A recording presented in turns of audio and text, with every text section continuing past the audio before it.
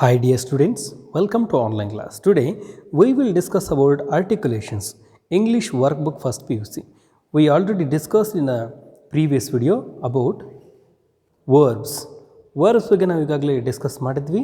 Part 1 ವಿಡಿಯೋದಲ್ಲಿ ನಾವು ಇದು ಎ ಸೆಕ್ಷನ್ ಏನಿದೆಯಲ್ಲ ಎ ಸೆಕ್ಷನಲ್ಲಿ ಸೆಕೆಂಡ್ ಒನ್ನ ಫಸ್ಟ್ ಒನ್ ಮತ್ತು ಸೆಕೆಂಡ್ ಒನ್ನ ಕಂಪ್ಲೀಟ್ ಮಾಡಿದ್ವಿ. ಈಗ ನಾವು ಥರ್ಡ್ ಒನ್ ಅದರ ಬಗ್ಗೆ ಡಿಸ್ಕಸ್ ಮಾಡೋಣ. Complete the sentences using the correct form of the verbs in the brackets. ಬ್ರ್ಯಾಕೆಟಲ್ಲಿ ಇದ್ದಂಥ ಏನು ಫಾರ್ಮ್ ಇದೆಯಲ್ಲ ಇದನ್ನು ಕರೆಕ್ಟ್ ಫಾರ್ಮಲ್ಲಿ ಯೂಸ್ ಮಾಡಬೇಕು. Salim Ali is an ecologist. He dash nature he love. Simple present ಟೆನ್ಸಲ್ಲಿ ಹಿ ಸೀಟ್ ಬಂದಾಗ ನಾವೇನು ಬಳಸಬೇಕು?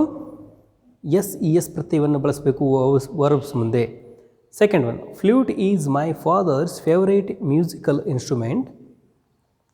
ಹಿ dash listening to it all the time.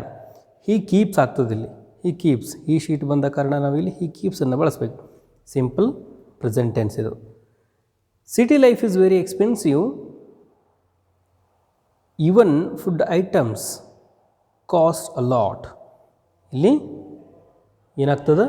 COST cost ಏನಾಗ್ತದೆ? ಕರೆಕ್ಟ್ ಆಗಿರ್ತದೆ. ಓಕೆ, ಇದು ಸರಿಯಾದ ಉತ್ತರ. ಇದಕ್ಕೆ ಈ COSTಗೆ ಯಾವುದೇ ಎಸ್ ಪ್ರತ್ಯಯವನ್ನು ಹಚ್ಚುವ ಅವಶ್ಯಕತೆ ಇಲ್ಲ. ಯಾಕಂದರೆ ಇಲ್ಲಿ ಐಟಮ್ಸ್ ಅಂತ ಏನಿದೆ ಇದು ಪ್ಲೂರಲ್ ಫಾರ್ಮ್ ಇದೆ. ಈ ಒಂದು ವರ್ಡ್ ಪ್ಲೂರಲ್ ಇದ್ದ ಕಾರಣ ನಾವಿಲ್ಲಿ ಈ ಒಂದು ವರ್ಬ್ಗೆ ನಾವು ಎಸ್ ಪ್ರತ್ಯಯ ಹಚ್ಚುವ ಅವಶ್ಯಕತೆ ಇಲ್ಲ. ಕಾಸ್ಟ್ ಅನ್ನೋದು ಸರಿಯಾಗಿರ್ತದೆ. ಓಕೆ, ಇನ್ನು fill in the blanks with appropriate form of the verb given in the brackets. Fourth one, ಇಲ್ಲಿ ಒಂದು ಪ್ಯಾರ ಕೊಟ್ಟಿದ್ದಾರೆ, ಬ್ರ್ಯಾಕೆಟ್ಸಲ್ಲಿ ವರ್ಬ್ ಫಾರ್ಮನ್ನು ಕೊಟ್ಟಿದ್ದಾರೆ. ನಾವು ಅದನ್ನು ಏನು ಮಾಡಬೇಕು? ಅಪ್ರೋಪ್ರಿಯೇಟ್ ಫಾರ್ಮನ್ನು ಬಳಸಬೇಕು. In the Indian tradition offering prayers is common in many activities. A dancer offer prayers asking forgiveness. ಇಲ್ಲಿ ಅ ಡ್ಯಾನ್ಸರ್ ಅಂದರೆ ಹಿ ಆರ್ ಶಿ ಇರ್ತದೆ. ಇದು ಡ್ಯಾನ್ಸರ್ ಹಿ ಶಿ ಇಟ್ ಬಂದಾಗ ನಾವೇನು ಮಾಡಬೇಕು? ಆಫರ್ಸ್ ಎಸ್ ಪ್ರತ್ಯಯವನ್ನು ಹಚ್ಚಬೇಕು. ಸಿಂಪಲ್ ಪ್ರೆಸೆಂಟ್ ಟೆನ್ಸಲ್ಲಿ prayers asking forgiveness to the earth goodness before she begins. ಇಲ್ಲಿ ಬಿಗಿನ್ ಇದೆ, ಬಿಗಿನ್ಸನ್ನು ಯೂಸ್ ಮಾಡಬೇಕು. BGINS begins the dance. ಇದು ಹಿ ಶೀಟ್ ಬಂದಾಗ ಎಸ್ ಪ್ರತ್ಯಯವನ್ನು ಹಚ್ಚಬೇಕು. Chefs offer a prayer to the stove before they cook.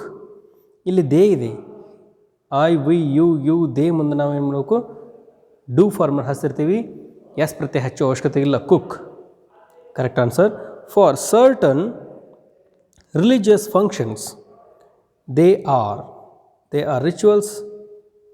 ಇಲ್ಲಿ ನಾವೇನು ಮಾಡಬೇಕು? They are. ಇಲ್ಲಿ ಬಿಯನ್ನು ಬಿ ಫಾರ್ಮನ್ನು ಬಳಸಬೇಕಾಗಿದೆ. They are is correct. Rituals ಇದು present. They are rituals at various stages of building a house. ಇನ್ನು ಫಿಫ್ತ್ ಒನ್ ಏನಿದೆ? Complete the sentences using for, since or ago. Since or ago, ಈ for, since, ago ಇವುಗಳನ್ನು ಬಳಸಿ ನಾವು ಏನು ಮಾಡಬೇಕು? ಸೆಂಟೆನ್ಸನ್ನು ಕಂಪ್ಲೀಟ್ ಮಾಡಬೇಕು. ನೆಕ್ಸ್ಟ್ ಪೇಜಲ್ಲಿ ಪೇಜ್ ನಂಬರ್ 12 ಫಾರ್ ಅಂದರೆ ಅದಕ್ಕೋಸ್ಕರ, ಅದಕ್ಕಾಗಿ ಅಂದ ಹಾಗೆ ಟೋಟಲ್ ನಂಬರ್ನ ಹೇಳು ಬಂದಾಗ ಫಾರನ್ನು ಬಳಸ್ತೀವಿ. ಸಿನ್ಸ್ ಅಂದರೆ ಆ ಒಂದು ಸಮಯದಿಂದ, ಎಗೋ ಅಂದರೆ ಅದರ ಹಿಂದೆ. ಈಗ ನೋಡೋಣ.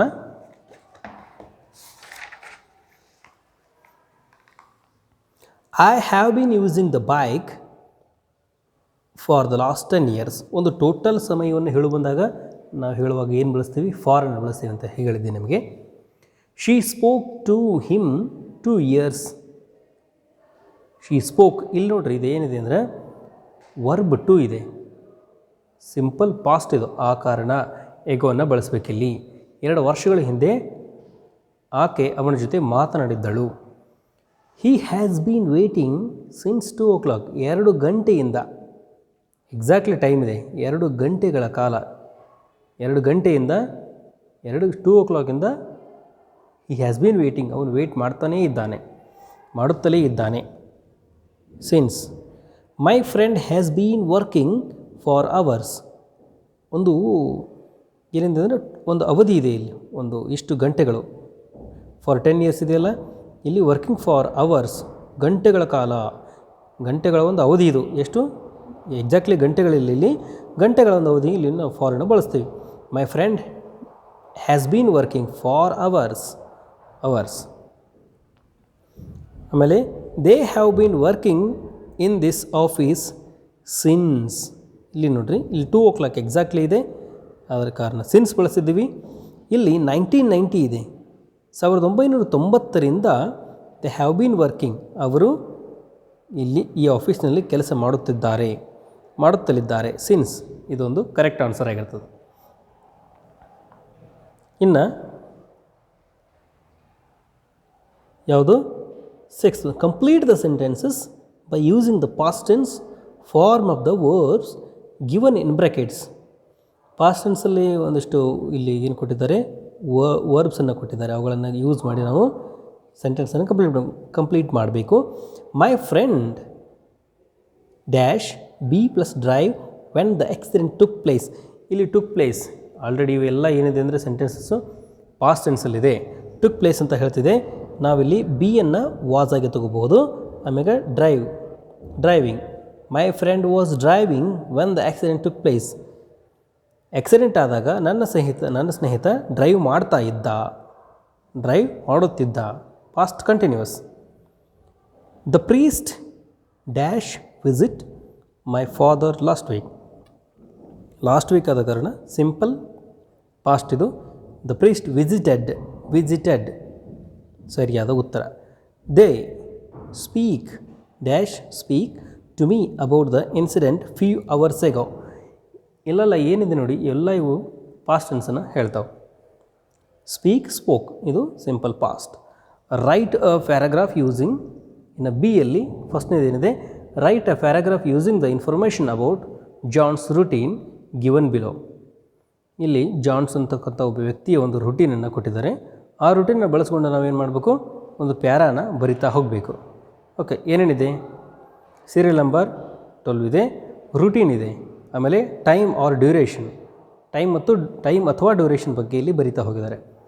ಗೆಟ್ಟಿಂಗ್ ಅಪ್ 5 AM, ಹಿಂಟ್ಸನ್ನು ಕೊಟ್ಟಿದ್ದಾರೆ ಅವ್ರು ನಮಗೆ. ಇಲ್ಲಿ ಏನು ಕೊಟ್ಟಿದ್ದಾರೆ, ಇನ್ಫಾರ್ಮೇಷನ್ ಹಿಂಟ್ಸನ್ನು ಕೊಟ್ಟಿದ್ದಾರೆ.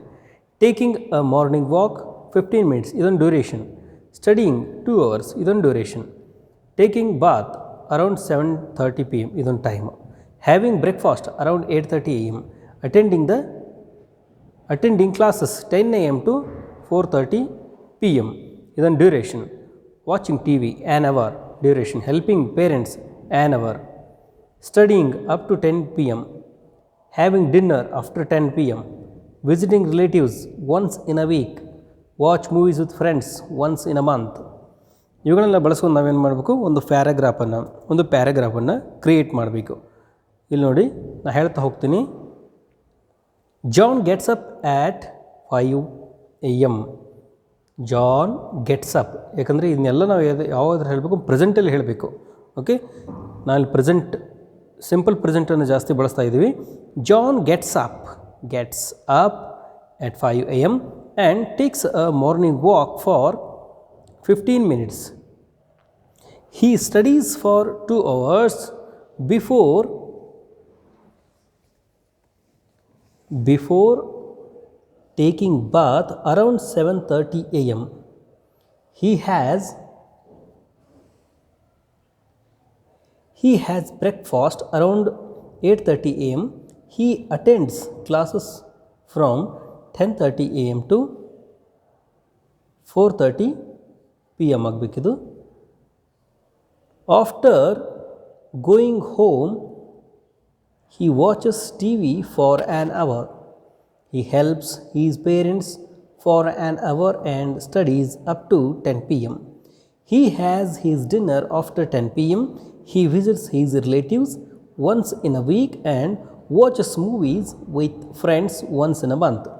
ಇದೆಲ್ಲ ಏನಿದೆ ಅಂದರೆ ಸಿಂಪಲ್ ಪ್ರೆಸೆಂಟ್ ಟೆನ್ಸಲ್ಲೇ ಹೇಳ್ತಾ ಹೋಗಿದೆ.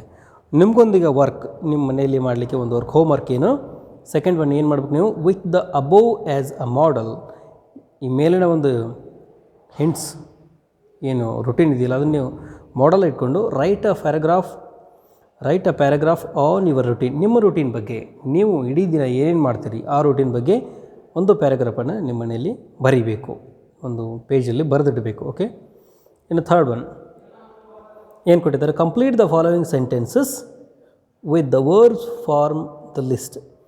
ಒಂದು ವರ್ಡ್ ಲಿಸ್ಟನ್ನೇ ಕೊಟ್ಟಿದ್ದಾರೆ, ಇವುಗಳ ಜೊತೆಗೆ ನಾವು ಏನು ಮಾಡಬೇಕು, ಈ ಸೆಂಟೆನ್ಸಸ್ಸನ್ನು ಕಂಪ್ಲೀಟ್ ಮಾಡಬೇಕು. Like, likes, go, goes, have, has, live, lives. She has many friends in the city. He she it ಬಂದಾಗ ನಾವೇನು ಬಳಸ್ತೀವಿ, ಹ್ಯಾಸನ್ನು ಬಳಸ್ತೀವಿ, ಆದ ಕಾರಣ ಹ್ಯಾಸ್.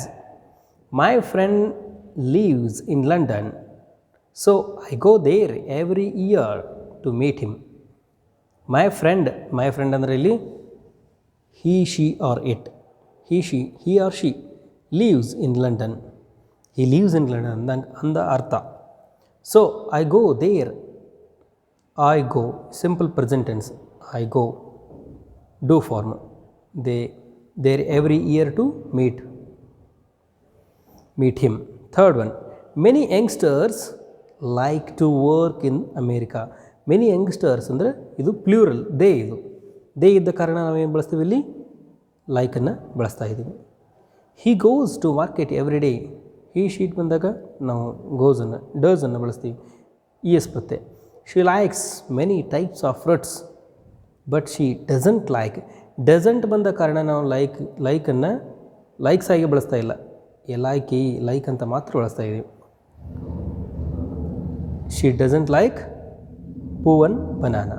ಓಕೆ, ಇಲ್ಲಿಗೆ ನಾವೇನು ಮಾಡೋಣ, ಇವತ್ತಿನ ವಿಡಿಯೋನ ಸ್ಟಾಪ್ ಮಾಡೋಣ. Tomorrow we will continue with page number 13,